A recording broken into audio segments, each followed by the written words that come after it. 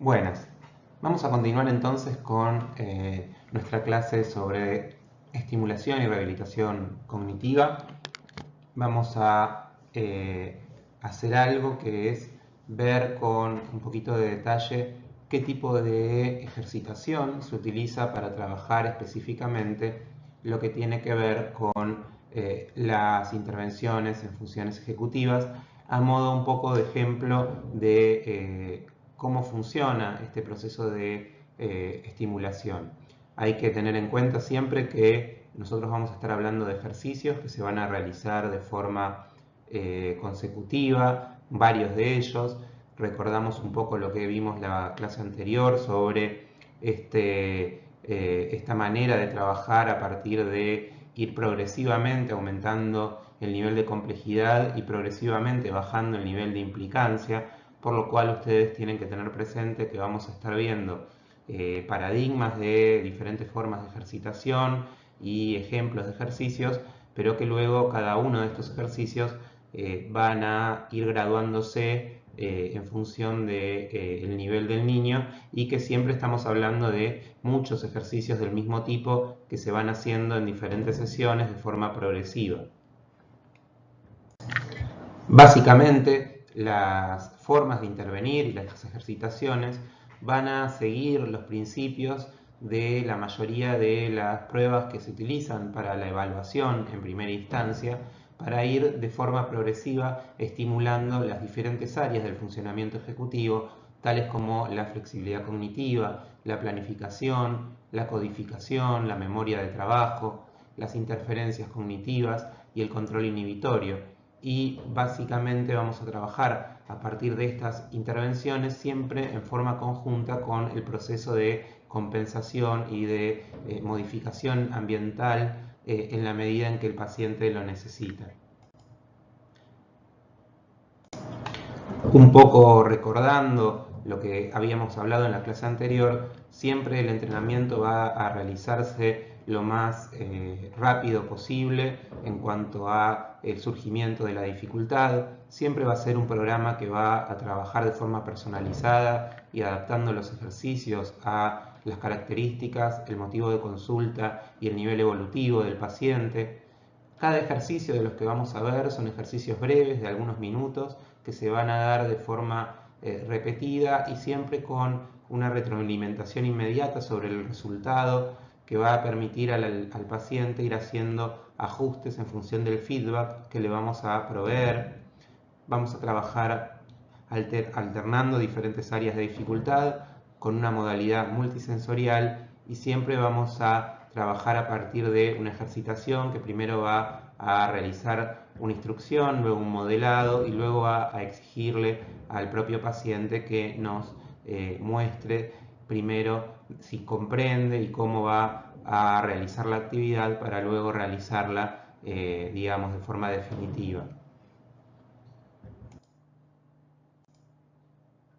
Vamos a empezar a ver ejercicios de entrenamiento y vamos a comenzar trabajando o viendo lo que se realiza con niños ya desde muy temprana edad para ir mejorando la capacidad de autocontrol en situaciones de demora. Ustedes saben, lo vimos en la clase oportunamente, que una de las primeras indicaciones de dificultades a nivel ejecutivo es la dificultad para manejar el malestar que genera la demora en las gratificaciones y poder manejar el aburrimiento. En ese sentido, en niños pequeños por ahí se realizan ejercitaciones puntuales. Luego, a medida que el paciente va creciendo, este tipo de ejercicios van quedando embebidos en otro tipo de ejercitaciones más complejas. Básicamente se va a trabajar siempre con diferentes formas de hacer visible y evidente algo que para el paciente va a ser muy motivante. Puede ser un juego que el nene va a querer jugar, un implemento tecnológico, puede ser alguna clase de refuerzo de tipo alimenticio, y luego se va a generar en el paciente la necesidad de posponer esa gratificación, realizar otro tipo de actividad más monótona primero como llave para poder luego acceder a lo que se desea, así como también se pueden trabajar en lo que son demoras forzadas, donde se puede poner un cronómetro y se le pide al niño que aguarde para iniciar la actividad hasta que el timer llega a cero. En general se utiliza alguna clase de dispositivo que siempre va a tener alguna señal sonora. Entonces, son tareas que se van a ir realizando siempre de forma progresiva, primero con demoras de muy poco tiempo, de segundos, para ir subiendo la cantidad de tiempo a medida que el paciente va logrando mejorar su capacidad de autocontrol. Acá tenemos algunos ejemplos que yo un poco les iba mencionando, ¿sí? También se pueden utilizar cuentas regresivas en voz alta para que el niño vaya tomando conciencia de cómo va pasando el tiempo y cuánto tiene que esperar, ¿sí? Cuando hablamos del control de impulsos, la gama de tareas de las cuales disponemos es muy amplia. Vamos a mencionar solamente algunas. Tenemos las típicas tareas de Go No Go, que son típicos paradigmas de evaluación también de la capacidad de control de impulsos, que básicamente son tareas donde hay dos señales, una que da lugar a que el paciente tenga que ejecutar alguna acción, que puede ser algún gesto con la mano o golpear la mesa, etc. Y otro gesto que indica la inhibición de la conducta. Y el entrenador va alternando estos gestos para ir generando esta cuestión de iniciar una actividad, sostenerla de forma repetida y de repente tener que pararla. En el mismo sentido tenemos tareas como la estatua, que es parecido a lo que sería el juego de los chicos, donde de repente cuando se para la música hay que quedarse quieto, tareas en las cuales uno le da una consigna y el paciente tiene que hacer lo contrario, o solo tiene que hacer lo que uno dice si uno lo dice de determinada manera, como es el juego Simon Says, ¿sí? El famoso juego de Simon. Tareas como las que vamos a ver en la lámina siguiente de incertidumbre de respuesta, que van a trabajar sobre la necesidad de controlar la tendencia a dar una respuesta de tipo impulsivo.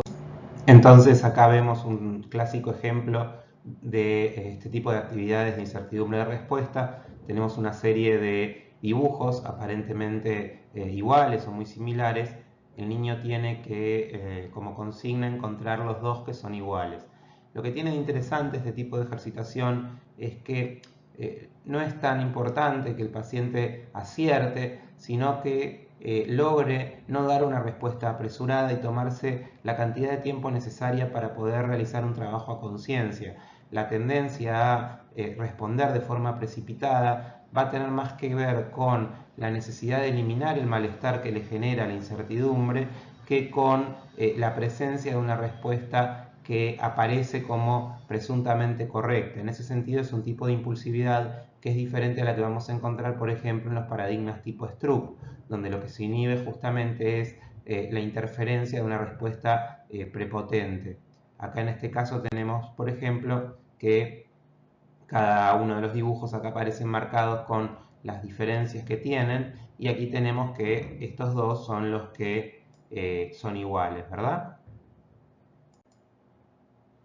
Luego tenemos las típicas tareas tipo Stroop, como las de bloqueo de interferencias, que van a seguir todas este tipo de paradigmas con diferentes versiones. Por ejemplo, tenemos cambio de palabras, leer, ¿sí? Y cuando dice azul decir verde, cuando dice verde decir azul. O acá tenemos un poco más complejo, si la palabra es azul decir negro, si es negro decir azul, si es rojo decir verde y si es verde decir rojo. Todo esto en voz alta y con cierta velocidad, aunque sin exigirle al paciente que trate de hacerlo muy rápido. Decir triste si la cara es contenta, o decir contento si la cara es triste, decir abajo si es arriba, arriba si es abajo, etc. ¿Sí? Estos son todo el tipo de ejercicios que van a ir fomentando la capacidad de control de interferencias, que es una habilidad especialmente importante porque va a tener un rol muy central luego en la capacidad de la persona para concentrarse y por sobre todas las cosas para sostener datos en su memoria de trabajo. a nivel de flexibilidad vamos a tener tareas en las cuales vamos a intentar generar mayores niveles de flexibilidad proactiva, fomentando tareas de tipo de fluidez, así como también actividades más vinculadas con buscar alternativas ante la presencia de alguna clase de feedback negativo del ambiente. Bien, para trabajar la flexibilidad cognitiva utilizamos básicamente dos tipos de técnicas. Cuando hablamos de flexibilidad espontánea, es decir, la capacidad de una persona para pensar diferentes tipos de alternativas y de formas de ver las cosas sin la presencia de un feedback ambiental, utilizamos todo lo que es el paradigma de la fluidez, y para eso no solamente se pueden hacer tareas de fluidez verbal clásicas, sino también se pueden hacer técnicas de fluidez que lo que hagan sea fomentar que la persona tenga que realizar razonamientos más complejos, por ejemplo, este tipo de actividades, pensar diferentes cosas que hagan algo, así como también la típica tarea, es una tarea muy vieja y que se utilizó mucho en su momento como una manera de evaluar la flexibilidad, que es usos alternativos de objetos, ¿sí? ¿Qué otras cosas podemos hacer con algunas cosas además de su uso tradicional? Por ejemplo, uno podría pensar en el papel de diario para hacer un avioncito o para envolver un paquete, etc. Y con cada una de las cosas tratar de pensar cada vez más diferentes tipos de opciones. Y luego tenemos tareas de categorización, que tácitamente también son tareas de flexibilidad, en la cual vamos a trabajar justamente con maneras de clasificar, de categorizar, que permitan diferentes tipos de procesos mentales, y muchas veces también, dependiendo cómo armemos la actividad, también diferentes maneras de resolver problemas, sobre todo cuando a la persona le bloqueamos intencionalmente una manera de categorizar determinada, ¿no? Acá tenemos un ejemplo, un típico ejercicio de razonamiento de categorización, en el cual la persona tiene que presuponer a dónde va a ir el círculo en un momento determinado siguiendo una secuencia. Y tenemos obviamente diferentes tipos de secuencia con dificultades variables. La primera es muy sencilla, ¿sí? 3, 4, y luego obviamente vendría el 5. Luego tenemos la inversa. Y luego tenemos patrones más complejos, ¿sí?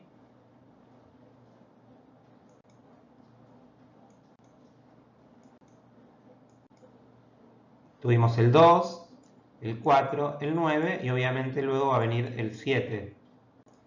Y ustedes pueden pensar diferentes alternativas en las cuales cada vez la persona tenga que hacer razonamientos más complejos. Podríamos pensar de 2 en 2, de 3 en 3, de 3 primero, de 2 después, de 3 nuevamente, alternando cantidades, lo que a ustedes se les ocurra, siempre teniendo en cuenta obviamente que estamos buscando que la persona pueda ir cambiando. Entonces es muy importante que este tipo de ejercicios nunca se realiza uno solo, sino que la gracia está en que lo que sirvió primero luego ya no sirve, y hay que buscar otra manera diferente de analizar la misma situación. Otra manera de ejercitación vinculada con las categorizaciones, poder agrupar en una cantidad de categorías unas palabras. Por ejemplo, aquí plato, chimenea, mesita de luz, batidora, secador, cafetera, heladera, toalla, delantal, etc. Tenemos que pensar en 4 categorías. Podríamos pensar en diferentes formas, pero claramente la más sencilla sería pensar en este caso en habitaciones de la casa, ¿no? Si lo mismo lo tratáramos de dividir solo en 2 categorías, probablemente tendríamos que buscar algo bastante distinto. Podríamos pensar que se enchufan y que no se enchufan, que usan electricidad o que no, que sirven para alimentarse o no, etc. Acá tenemos otro ejemplo.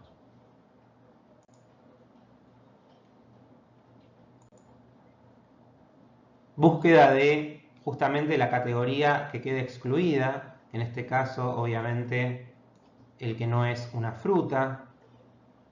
Y así sucesivamente.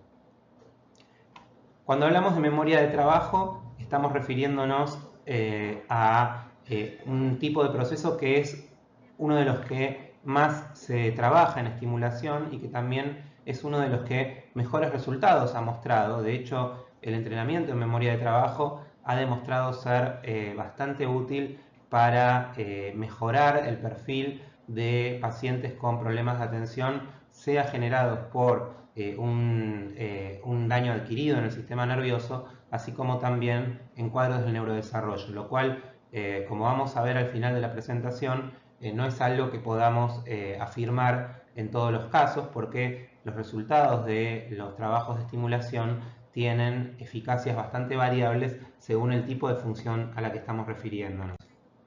Acá tenemos un ejemplo de una tarea de memoria de trabajo visoespacial. La persona tiene que identificar cuál de estas no es la misma figura en otra posición rotada, sino que es una figura diferente. Las tareas de rotación de figuras, como las que también vemos acá, en una página completa donde hay que hacer lo mismo en cada uno de los casos, son tareas que, si bien tienen el defecto de que sobrecargan adicionalmente otras funciones, específicamente la capacidad visoespacial y la inteligencia fluida, también es verdad que son de las tareas que más fuertemente van a sobrecargar la memoria de trabajo visoespacial y que al mismo tiempo no necesitan, no requieren que la persona esté comprometiendo funciones verbales, lo cual es muy bueno para poder estimular de forma independiente la memoria de trabajo verbal y la memoria de trabajo visoespacial.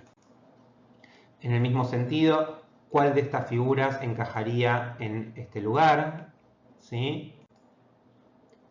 Esta tarea, que es bastante interesante, lo que plantea son patrones, ¿sí? Acá arriba, y uno tiene que darse cuenta cuál de estas 4 figuras que están en la parte inferior serían las que quedarían formadas si yo pliego el patrón para formar un cubo, ¿sí? Entonces tengo que poder, en mi memoria visoespacial, armar el cubo, ¿sí? Imaginariamente, para poder luego comparar con los patrones.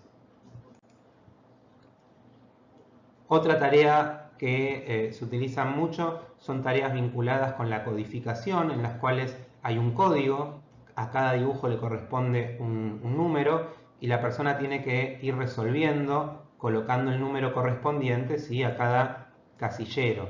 Eso nos va a ir permitiendo,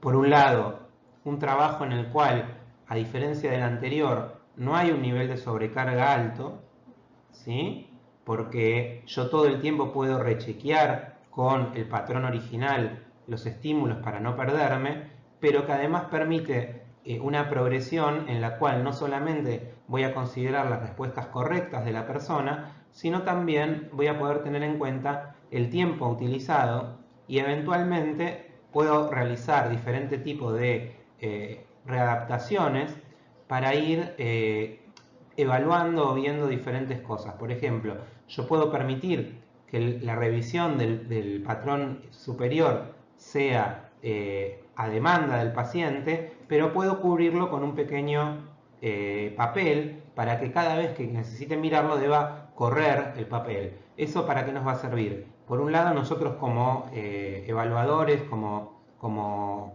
terapistas, vamos a poder tener un registro de cuántas veces necesita rechequear, y en eso nos va a ir permitiendo ver cuántos datos va sosteniendo en la memoria. Y por otro lado, la persona no va a poder realizar un trabajo más automatizado, en el cual quizás sin intentar guardar los datos en su memoria, de forma espontánea va y rechequea todo el tiempo con la parte superior. Este tipo de tareas son muy frecuentes, de hecho es bastante semejante a la tarea que figura en los test de inteligencia, la tarea de claves, y tiene infinidad de variaciones posibles. Uno puede utilizar, depende de la dificultad que busque, diferentes cuestiones e incluso códigos de letras y no de números para formar palabras y armar quizás alguna clase de juego con el niño de código secreto, etc. Otra tarea visual frecuente es la de los patrones. La persona tiene que recordar dónde estaban los círculos, ¿sí?, para luego colocarlos espontáneamente en un patrón en blanco, ¿verdad? A nivel verbal, todo lo que son tareas que implican retener una cantidad de información verbal en la cabeza y luego ordenarla de alguna manera. La típica es dígitos directos e inversos, pero también podemos pensar en ordenar alfabéticamente palabras, descomponer una palabra en letras y decirlas en orden alfabético o en orden inverso, ordenarlas por cuestiones vinculadas con el objeto que representan, por ejemplo, el tamaño, la antigüedad.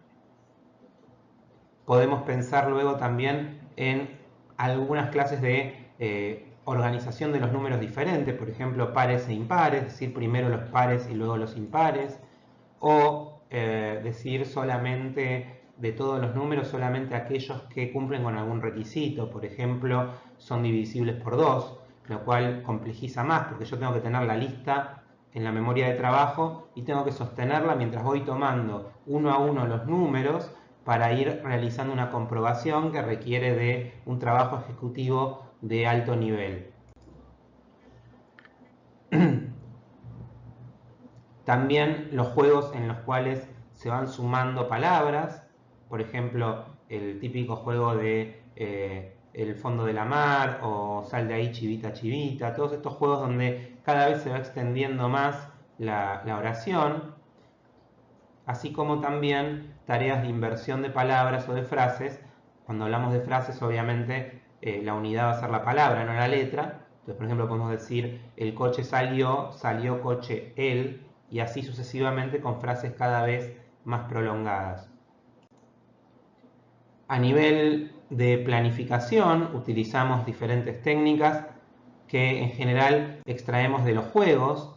Podemos utilizar cualquier juego de mesa para poder trabajar planificación, siempre y cuando el juego no lo juguemos de forma normal, sino que apliquemos algunas clases de reglas nuevas, por ejemplo, que la persona no pueda mover la pieza hasta que nos explica verbalmente la jugada, lo cual implica que controla los impulsos y que luego va a ir pensando qué jugada es la mejor, qué pasos van a ser los adecuados, los va a pasar a palabras, nos los va a contar y recién lo va a ejecutar, que solamente pueda mover una determinada ficha una vez que nos ha dado más de una opción y ha evaluado los pros y los contras de cada opción, que anticipe lo que va a mover el contrincante, por ejemplo, pedirle que cada vez que mueva, luego adivine cuál va a ser la movida lógica del oponente. Todas estas cuestiones que tienen que ver justamente con generar que a través de un juego común lo que se vaya fomentando sea un pensamiento secuencial y una organización de la información que trascienda lo que es el juego por ensayo y error o el trabajo más impulsivo. Y en cuanto a secuencias, se realizan muchas actividades vinculadas con ordenar, ¿sí? Asignarle a una tarea un orden secuencial, por ejemplo, en qué pasos nos vamos vistiendo. Tenemos asegurarnos que el calentador esté encendido, sería el 1, ¿sí? Encender la luz del baño pensando que el calentador no está dentro del baño, sería el 2. Podemos pensar que luego preparamos la toalla, ¿sí? Luego vemos que tenemos que preparar la ropa limpia, luego nos secamos y nos vestimos. Fíjense que acá no está el paso más obvio, que sería bañarse propiamente dicho, porque justamente lo que estamos tratando es que la persona le cueste un poquito y tenga que pensar un poco en los pasos, teniendo ciertos faltantes de pasos intermedios, ¿no? Los pasos en la construcción de un dibujo, ¿sí? Fíjense, acá tenemos el primero, acá tenemos el segundo, el tercero, el cuarto, el quinto, el sexto, perdón, el sexto es este es el séptimo y este es el octavo, ¿no? Entonces, la persona va a tener que hacer un recorrido visual, un escaneo visual, poder ir viendo todas las figuras e ir relacionándolas entre sí para encontrar el orden lógico. Entonces, ven ustedes que los ejercicios en sí mismos no son quizás nada que a ustedes no se les podría haber ocurrido. En algunos casos son ejercicios que ustedes conocen a partir de técnicas de evaluación. Y en realidad lo que le va a dar a la estimulación de las funciones ejecutivas una especificidad y una utilidad no es tanto los ejercicios, que obviamente hay que tenerlos, sino que de cada ejercicio vamos a tener que tener una cantidad bastante grande de versiones, digamos, que vayan permitiéndonos ir aumentando el nivel de dificultad de forma progresiva. Por ejemplo, de cualquier ejercicio uno nunca trabaja con menos de 10 o 15 porque vamos a ir eligiendo cuál es el mejor para arrancar, luego cómo vamos subiendo de nivel, hasta qué punto, y en ese sentido vamos a luego ir armando una planificación de las sesiones de estimulación donde en cada sesión vamos a tener en cuenta hasta dónde llegamos en la anterior, cuál fue el nivel de dificultad que la persona fue capaz de manejar y vamos a ir subiendo progresivamente la dificultad hasta llegar a un nivel que sea el esperable para la edad y el nivel de desarrollo del paciente. Pero antes de terminar, me parece importante marcarles algunas cuestiones vinculadas con la eficacia. Vamos a ver en ese sentido un metaanálisis muy completo que salió en el año 2012, en el cual justamente se analizan todos los resultados de diferentes estudios, y lo que vamos a tener es que muchísimos resultados son buenos, pero cuando utilizamos formas de evaluar el nivel de eficacia más exacto, terminamos dándonos cuenta que si bien en la gran mayoría de los casos vale la pena la estimulación y el efecto es positivo, el tamaño de ese efecto es bastante más acotado del que por ahí uno tiene idea cuando ve un solo estudio, que en general se hace con grupos pequeños de pacientes. Y lo que tiene el metaanálisis es que al juntar muchísimos datos y tener por consiguiente una muestra muy grande, permite que todos los artificios que a veces se generan en muestras pequeñas sean, digamos, sorteados, y nos da un dato que habitualmente en la mayoría de los estudios metaanalíticos de eficacia, no solo de estimulación cognitiva, sino de cualquier cosa, de eficacia de medicamentos o de lo que fuere, siempre los resultados en los metaanálisis son un poquito menos alentadores de lo que parecían antes. Pero la verdad es que lo que mejor representa más fielmente la eficacia de la estimulación o de cualquier intervención es lo que dicen los metaanálisis, aunque en general no sea lo que nos gustaría escuchar.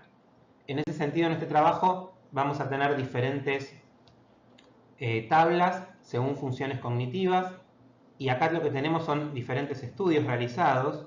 Si ustedes se fijan, esto, el peso, es el porcentaje de, digamos, de la muestra total. Entonces vamos a ver que hay trabajos que aportan mucho menos y trabajos que aportan mucho más. Y acá lo que tenemos es el tamaño del efecto. El tamaño del efecto es justamente qué tan efectiva es la intervención. En general, estas medidas van a ser siempre entre moderadas y leves, no vamos a tener grandes cuestiones, y vamos a ver que tenemos varios estudios que casi, acá esto sería, esta línea de medio sería 0, varios estudios que no muestran que los entrenamientos de atención en niños sean muy eficaces. Tenemos algunos que muestran resultados bastante buenos y que justamente son estudios que cuando los miramos tienen un peso bastante alto, y eso es bueno. Acá estos últimos dos con un peso moderado, pero cuando vamos al promedio de todo y teniendo en cuenta el peso relativo de cada cosa, nos encontramos con un tamaño del efecto total de 0,18, lo cual en términos estadísticos es lo que se llamaría un tamaño del efecto leve, que hablaría de que es mejor intervenir que no intervenir, pero claramente no estamos ante resultados que nos hagan sentir extremadamente eufóricos. Piensen que, para que se den una idea, el tamaño de efecto de un medicamento que funciona para la atención en los niños con TDAH tiene un tamaño de efecto de 0,9. ¿Sí? Acá estamos en 0,18. En lo que es tanto memoria de trabajo como memoria en general, vamos a tener resultados bastante mejores en algunos casos, muy poquitos estudios con resultados negativos, y los que tienen mejores resultados son justamente los que se van a dedicar a lo que es la memoria de trabajo propiamente dicho, y acá sí tenemos un tamaño del efecto bueno, ¿sí? 0,65 es un buen tamaño de efecto. Y de hecho es lo que yo les decía antes, el entrenamiento en memoria de trabajo es de los que mejores resultados se acepta que tienen, ¿sí?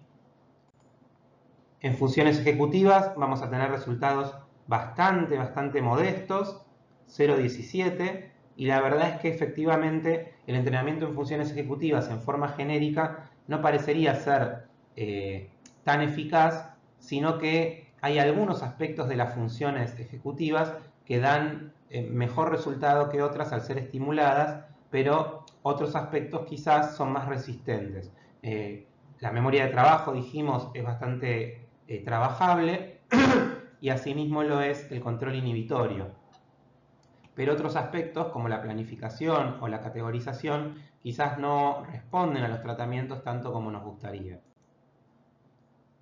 Acá lo que tenemos no es una función cognitiva, sino el efecto de los tratamientos sobre la conducta observada. Esto tiene que ver con medidas secundarias de progreso. Mientras que antes lo que hacíamos era evaluar qué tanto mejoraba la persona en las pruebas para evaluar la función cognitiva, acá lo que vemos es la mejora en el funcionamiento en la vida cotidiana, y acá vemos que eso claramente es eficaz, 60,6, y lo mismo sucede con la escuela, el trabajo en la escuela, donde vamos a tener un resultado leve pero significativo, ¿sí? Bastante menos que en el anterior, que era más genérico de la conducta de la persona, pero todo esto nos estaría hablando de que hay un efecto positivo en el entrenamiento, pero que hay que tener en cuenta y ser cautos, porque no es un efecto que se dé de forma igual en todas las funciones cognitivas ni en todas las patologías. De hecho, en lo que es daño cerebral va a depender muchísimo de la extensión de la lesión, hasta qué punto es o no trabajable, ¿sí? Así que básicamente esto sería un poquito de qué se trata la estimulación cognitiva. Obviamente aprender a hacer esto de forma detallada en un consultorio requiere de un estudio mucho más amplio del que podemos hacer en estas clases, y siempre de una supervisión muy estrecha, pero mi intención era poder darles un pantallazo que haga que ustedes se hagan una idea de qué es lo que sucede en una sesión de estimulación cognitiva habitual con niños y adolescentes. Aprovecho para despedirme de ustedes y les agradezco muchísimo que hayan participado de esta diplomatura. Un saludo.